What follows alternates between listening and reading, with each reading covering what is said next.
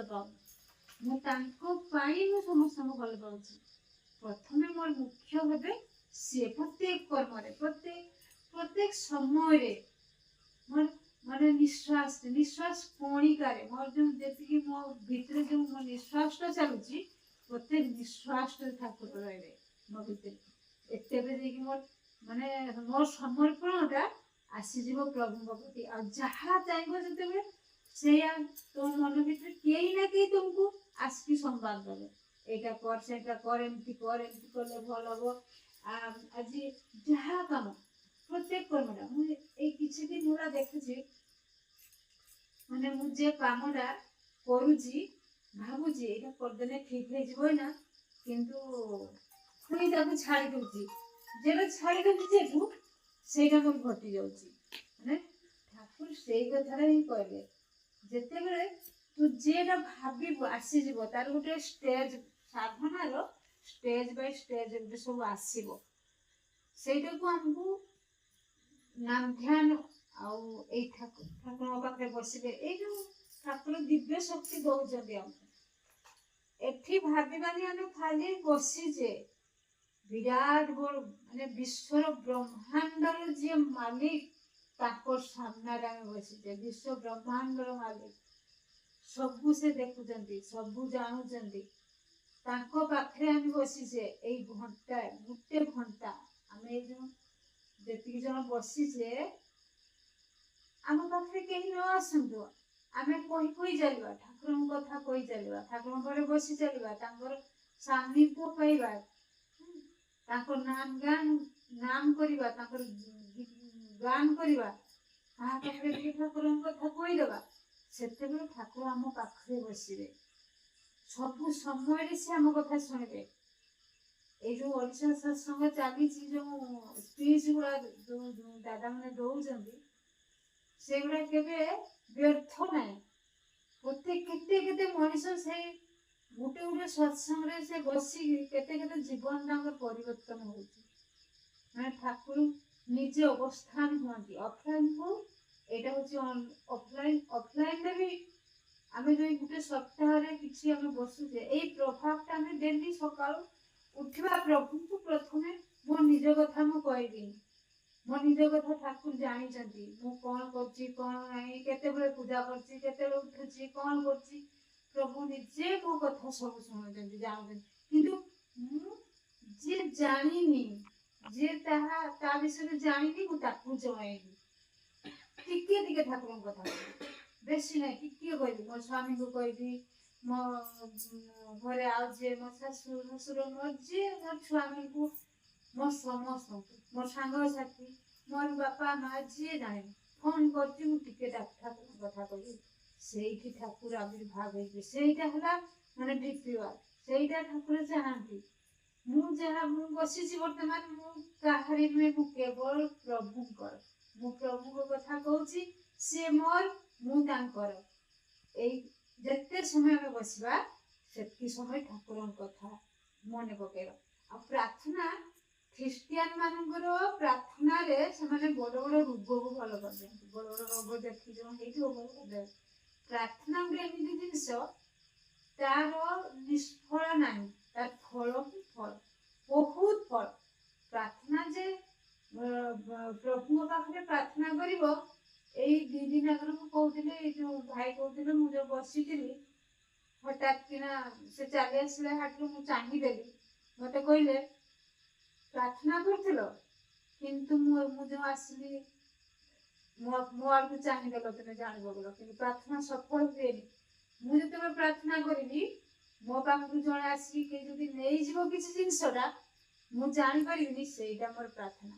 ଆଉ ମତେ ସେ ନିଜେ ସେଇ କଥାଟା କହିଲେ ମୋ ପାଖରୁ ଆସିକି ନେଇଯାଆନ୍ତି କିଛି ଆମେ ଜିନିଷ, କିନ୍ତୁ ମୁଁ ଜାଣିପାରେନି ପ୍ରାର୍ଥନା କରୁଥାଏ। ପ୍ରାର୍ଥନା ହେଲା ସେଇଟା। ଆମେ କୌଣସି ଜିନିଷକୁ ଗୋଟେ ଛୋଟ ବୋଲି ଭାବାନି ଯେ ଏଇ ଲୋକଟା କିଛି ଜାଣିନି, ଆ ପାଖରୁ କଣ ମୁଁ ଶିଖିବି। ବହୁତ ଶିଖିବାର ଅଛି, ବହୁତ। ଯେତେ ଛୋଟ ଲୋକ ହଉ, ଯିଏ ଯାହା ଜାଣିଥାଉ କି କିଛି ଜାଣି ନା, ତା କଥା ଠିକ, ସେ ଠିକ କହୁଛି। ମୁଁ ଯେଟା ଠାକୁରଙ୍କ କଥା ମୁଁ ବହିରେ ପଢୁଛି, ସେଇଟା ମୁଁ ଆପ୍ଲାଏ କରିବି। ମୋ ଠାକୁର କ'ଣ କହୁଛନ୍ତି ପ୍ରତ୍ୟେକ ଦିନ ନାରୀ ନୀତି ଟିକେ ପଢ଼ିବା, ସତ୍ୟାନୁସରଣ ପଢ଼ିବା ପାଇଁ ଦେଇଛନ୍ତି। ସ୍ୱାସ୍ଥ୍ୟ ସଦାଚାରରେ ଦେଖିବା କେମିତି ବିଛଣାରେ ଶୋଇବା, କେମିତି ମୋର ଲୁଗାପଟା କେମିତି ରହିବ, ମୋର ଘର କେମିତି ରହିବ, ମୋର ପରିବେଶ କେମିତି ରହିବ, ମାନେ ପ୍ରତ୍ୟେକ ସମୟରେ ଠାକୁରଙ୍କୁ ଧରିକି ଯେ ଚାଲିଲା ତାର କିଛି କୌଣସି ସେ ସବୁ କଥା କହିଦେଇଛନ୍ତି। ଏରୁ ଜେଡ୍ ଯାଏ, ଏରୁ ଜେଡ୍ ଯାଏ ସବୁ କଥା ଶରୀରର ସବୁ କେମିତି ଖାଇବି, କେମିତି ଶୋଇବି, କେମିତି ପାଣି ଗ୍ଲାସଟା ଦେବି, କେମିତି ରୋଷେଇ କରିବି, କେତେ ସମୟରେ ଦେବି, କେମିତି କାହା ରୋଗ ଅନୁସାରେ କେମିତି ଖାଇବା ଦେବି, କେମିତି କଥା ବୁଝିବି, ସବୁ ସେ କରେଇ ନେଇଯିବେ। ଦିନଚର୍ଯ୍ୟା ତ କେମିତି କଟିଯିବ ତୁ ଜାଣି ବି ପାରିବୁନି। ମାନେ ଠାକୁରଙ୍କୁ ଭଲ ପାଇବାଟା ଏତେ ଆସିଯିବ। ବହି ନ ପଢିଲେ, ଆମେ କିଛି ଟିକେ ନ ପଢିଲେ ଆମେ ଜାଣିପାରିବାନି। ନାମ କରିବା, ଯୋଉ ନାମଟା ଯେତେବେଳେ ଆମେ ନାମ କରୁଛେ ପୁରା ସିଧାରେ ବସିକି ନାମ କରିବା, ନାମ କଲେ ଗୋଟେ ଶକ୍ତି ଆସିଯିବ। ନାମ କରୁଥିବା ସମୟରେ ଗୋଟେ ଶକ୍ତି ଆସିବ, ଯେଉଁ ଶକ୍ତି ଲାଗି ଗ୍ରହଣ କ୍ଷମ କରିବ। ମାନେ ଆଗରୁ ଯାହା ଦାଦା ମାନେ ସବୁ କୁହନ୍ତି ସତ୍ସଙ୍ଗରେ ମନେ ରୁହେନି। 5 ଥର ଶୁଣିବି, ଗୋଟେ ୟୁଟ୍ୟୁବରେ ଗୋଟେ କଥାକୁ ମୁଁ 2 ଥର 3 ଥର ଶୁଣିବି, କିସ କହୁଛନ୍ତି ଆଉ ବୁଝିହେଲାନି ଶୁଣି। କିନ୍ତୁ ଏମିତି ସମୟ ଆସିବ ନାମ କଲା ପରେ ମାଇଣ୍ଡଟା ସ୍ଥିର ହବ, ଆଉ ସେଇ କଥାଟା ବୁଝିଯିବ କ'ଣ ଜଣେ କହୁଛି, ସେଟା ବୁଝି ଆସିବି, ପୁରା ବୁଝା ପଡ଼ିଯିବ କଥାଟା। ଠାକୁରଙ୍କୁ ଧରିକି ନାମଟା ସବୁବେଳେ କରିବା। ଆମେ ଯେତେ ଜଣିକି ବସିଛେ ଆସ୍ତେ ଆସ୍ତେ ହବ ନା। ଆମ ପରିବେଶଟାକୁ ଆମେ ସବୁଦିନ ପ୍ରାର୍ଥନା କରିବା, ପ୍ରଭୁ ଏଇ ପରିବେଶରେ ଯେମିତି, ଏଇଟା ହିଁ ପ୍ରାର୍ଥନା କରିବା। ମୁଁ ଯେଟା କହୁଛି ଏଇଟା ନିଜ ପାଇଁ ନୁହେଁ, ମାନେ ଅପରର ମଙ୍ଗଳ କାମନା ହିଁ ମୋର ନିଜ ମଙ୍ଗଳର ପ୍ରସିଦ୍ଧି।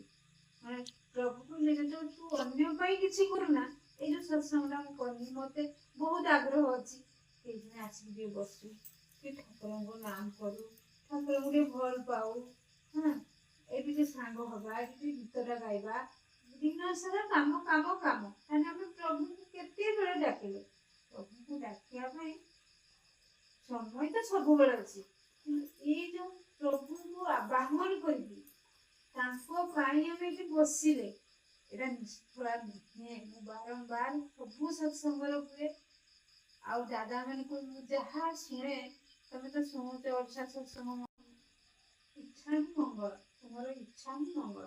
କିନ୍ତୁ ତମ ଇଚ୍ଛାରେ ଯାହା ହବ, ଭଲ ହଉ କି ଖରାପ ହଉ ମୁଁ ତ ଜାଣିନି, ତମର ଇଚ୍ଛା ସବୁ। ଏଇଟା ଡାକିବା ପ୍ରଭୁଙ୍କୁ ସବୁବେଳେ ଅନ୍ୟ ପାଇଁ। ସେଇ ଲୋକଟା ଏମିତି ଦେହ ଖରାପ ହେଇଥିଲା, ସେଠି ଟିକେ ତାକୁ ଟିକେ ପ୍ରଭୁ ଏମିତି ତା ଦେହ ଖରାପ, ତାକୁ ଟିକେ ଭଲ କରିଦିଅ। ସେଇ ଯୋଉ ଟିକେ ଭଲ କରିଦିଅ କହିଦେଲ, ସେଇଟା ପ୍ରଭୁଙ୍କ ପାଖକୁ ପଳେଇଲା। ଆଉ ଯଦି କହିବ ନା ପ୍ରଭୁ ମୋର ଆଜି ଏଇଟା ହେଇଛି, ମତେ ଟିକେ ଆଜି ନିହାତି କରିଦିଅ, ନା, ସିଏ ଜାଣୁଛନ୍ତି ମୋର କେଟା ଭଲ, ସିଏ ଦେବେ, ଯେଟା ମୋର ଭଲ ସିଏ ସେଇଟା ଜାଣୁଛନ୍ତି, ମୋର କହିବା ଦରକାର ନାହିଁ।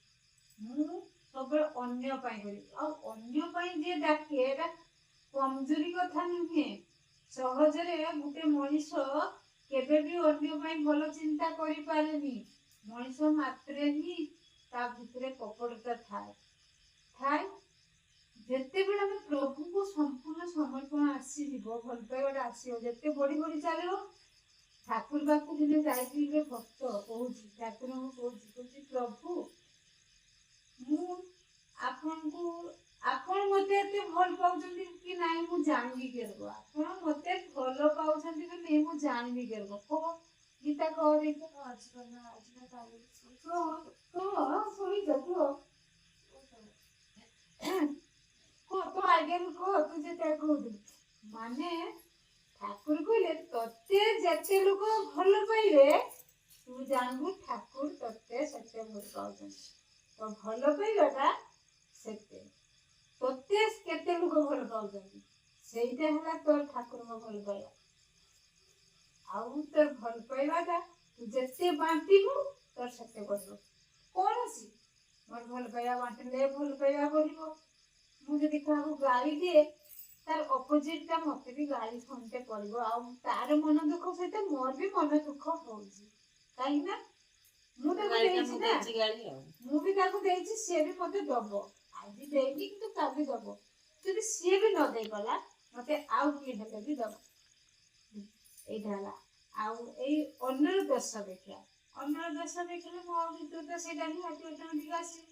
ଆସ୍ତେ ଆସ୍ତେ ଆମ ଭିତରେ ତ କଟିବ। ଏବେ ଆମେ ଠାକୁରଙ୍କୁ ଧରିଲେ, କିଛି କିଛି ଆମେ ବସିଲେ, ଆମ ଦେଖା ଦେଖି ସବୁ ଆଉ 2-4 ଜଣ ଆସିଲେ, ଆସିଲା ପରେ ପ୍ରଭୁଙ୍କର ନାମ କୀର୍ତ୍ତନ ଟିକେ ଚାଲିବ, ଟିକେ ଝାଞ୍ଜ ଆଣିବା, ଟିକେ ବଜେଇବା, ଆଉ ଚାଲିବ ଆଉ ହେଲା। ଆଉ ଠାକୁରଙ୍କ କଥା ଏଇତ, ମୁଁ ସୁଖୀ ହୋଇପାରିଲି। ଜଣେ ଭକ୍ତ କହୁଛି ମୁଁ ସୁଖୀ ହୋଇପାରିଲି ଯଦି ମୋ ପାଖର ଏଇ ଗୁଣ ଗୁଡ଼ିକ, ଯେମିତି ତମର ଜପ, ଧ୍ୟାନ, ମନ୍ତ୍ର, ଯଦି ଏଇଗୁଡ଼ା ସବୁ ଆମେ ନ କରିବା, ଦେନ୍ ଏଇଟା ହେଲା ଆମ ସାଧନା। ଆମ ସାଧନା ହଉଛୁ ପ୍ରତ୍ୟେକ ଦିନ ଆମେ ଠାକୁରଙ୍କ କାମ କିଛି ଟିକେ କରିବା, ଆଉ ସବୁବେଳେ ଠାକୁରଙ୍କ କଥା ଅନ୍ୟ ପାଖରେ କହିବା, ବୁଝେଇବା, ଆଉ ନିଜ ଚରିତ୍ରକୁ ଗଠନ କରିବା। ଯଦି ମୁଁ ଜଣେ ସତ୍ସଙ୍ଗୀ, ତେବେ ମୁଁ ଯଦି ସାଧାରଣ ମଣିଷ ପାଖକୁ ଯାଏ, ଯଦି ମୋର ବ୍ୟବହାରଟା ସେଇ ସାଧାରଣ ମଣିଷ ପରି ହେଲା, ତେବେ ମୋର ଦୀକ୍ଷା ନେବାର ନିଷ୍ଫଳ।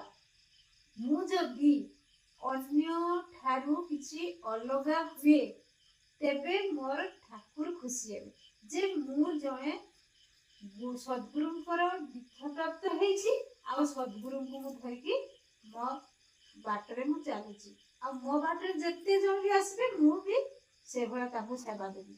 ସେଇଟା ହେଲା ପ୍ରଭୁଙ୍କର ଇଚ୍ଛା। ପ୍ରଭୁ ସେତେବେଳେ ଖୁସି ହେବେ ଯେତେବେଳେ ଜଣେ ମତେ କେହି ଦେଖିଦେବ, ମୋ ଠାକୁରଙ୍କୁ ଦେଖିବ ମୋ ଭିତରେ, ମୋ ଭିତରେ ସେ ଠାକୁରଙ୍କୁ ଦେଖିକି କାହା କୋଉ ସଦ୍ଗୁରୁ କୋଉ ଆଦର୍ଶଙ୍କୁ ଜଣେ ଦୀକ୍ଷା ନେଇଛି, ଯାହାଫଳରେ କି ଆର ଚରିତ୍ର, ଆର ଗୁଣାବଳୀ ସବୁ ଅଲଗା ଦେଖାଯାଉଛି। ସେଇଭଳିଆ ଆମ ଗୋଟେ ଗୋଟେ ହେଲେ ଯାଇକିରି ଆମର ଦେଖା ଶିଖି ଆମର ପରିବାର ହେବେ, ପରିବାରରେ ଆମର ଦାମ୍ପତ୍ୟ ଜୀବନ ଠିକ ରହିବ, ଦାମ୍ପତ୍ୟ ପରେ ଆସିବ ପରିବାର, ପରିବାର ଆସିବ ପରିବେଶ। ଆମେ ତ ସମାଜକୁ ବଦଳେଇ ପାରିବାନି। ଆମେ ପ୍ରଥମେ ଆମ ନିଜ ଘରକୁ ଗୋଟେ ମନ୍ଦିର ଭାବିବା, ଆମେ ମନ୍ଦିର ଗୋଟେ, ଆମେ ମନ୍ଦିରରେ ରହିଛେ, ଭାବିଦେଲେ ତ ହବନି, ତାକୁ କରିବା ପାଇଁ ପଡିବ। ଡେଲି ଟିକେ ଟିକେ ଟିକେ ଟିକେ କରି କରି ଏଇ ସତ୍ସଙ୍ଗ ମୋର ଆଶା ବହୁତ, ପ୍ରଭୁ ପାଖରେ ପ୍ରାର୍ଥନା ମୁଁ ଡେଲି କରେ, ପ୍ରଭୁ ଏଇ ସତ୍ସଙ୍ଗ ଦିନେ ଏଇ ଗାଁର ସବୁ ଲୋକଙ୍କ ଭିତରେ ପହଞ୍ଚିବ, ଏ ପରିବେଶ ଆମ ପଡ଼ାପଡ଼ୋଶୀ ସମସ୍ତଙ୍କ ଭିତରେ ପହଞ୍ଚିବ, ଆଉ ସମସ୍ତେ ଦିନେ ଏଇ ସତ୍ସଙ୍ଗକୁ ଆଦର କରିବେ, ଆସିବେ। ସମୟ ବହୁତ ଅଛି, ଆଉ ସେତେବେଳେ ଆମେ ଯେତେବେଳେ ଏବେ ବସୁଛେ, ସେତେବେଳେ ଆମେ ଗଛ ଆସ୍ତେ ଆସ୍ତେ ଗଛ ଉପରକୁ ଟିକେ ଟିକେ ଉଠି ଉଠି ଯିବା, ସେ ଫଳଟା ପାଇବା ଆଶାର